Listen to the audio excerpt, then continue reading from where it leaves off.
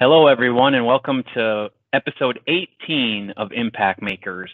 And as we're prepping for today, Dustin, where did we land on what we thought we should talk about today?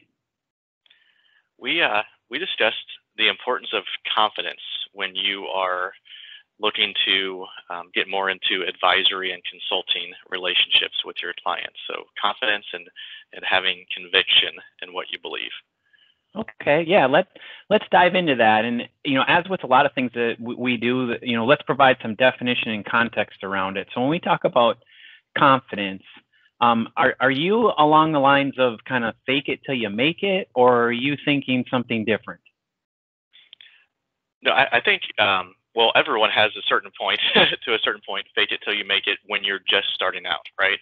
And you should have the confidence to get through that period of time. Are you going to have a lot of experience under your belt? No, but you do have you do have a certain level of training that you can deploy with your clients that can give them value, and you grow your confidence from that point. So I'm not a huge fan of the phrase "fake it till you make it," but there is an element of that, yes, especially if you are a newer advisor consultant. You do need to have the confidence to get through that period, and working with a few early adopter type firms or clients can help in that regard. Yeah, so would you put confidence, what kind of tool would you put it? Is it a mindset? Is it a tool? Is it a skill? Is it a combination? Where would you slate that as people are, defining what confidence means to them? I think it's more of a mindset. It perhaps could be a skill set that you use, that you deploy as you're facilitating or leading a client or a project team within the client. But I think it's more of a mindset more than anything, that you have the confidence, and that confidence brings up or raises up the group that you are working with. And if you don't have that, if there's some hesitation there, your client may not be as confident in actually following through on the recommendations they and or you mutually come up with. Yeah, I think that's a big one there. Can you think back of any times where you've seen where presenting something confidently has led to a positive outcome, and or talk about the opposite where something was brought up in front of a client in a non-confident way, and how that went?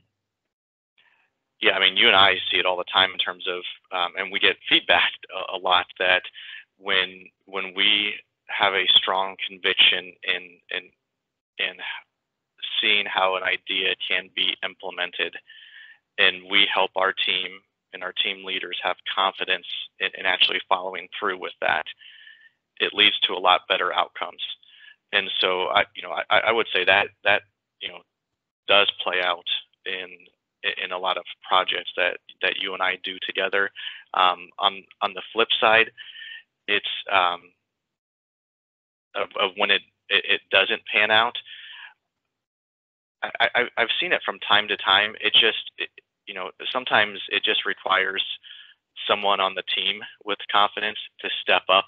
If the consultant isn't going to, or the advisor isn't going to deliver a confident, an aura of confidence around solutions or ideas, it will require the client or someone on the client side to step up initially into that role to get over the hurdle. So we would recommend that it's the advisor and or consultant that helps to deliver that confidence, which then translates over to the client and to their team to deliver it, as opposed to starting with the client and then going through the consultant later.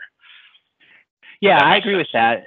Yeah, no, it makes sense. And I think the thing that we pull people back to, goes back to Henry Ford, right? His famous quote of either you can or you can't. Either way, you're going to be right.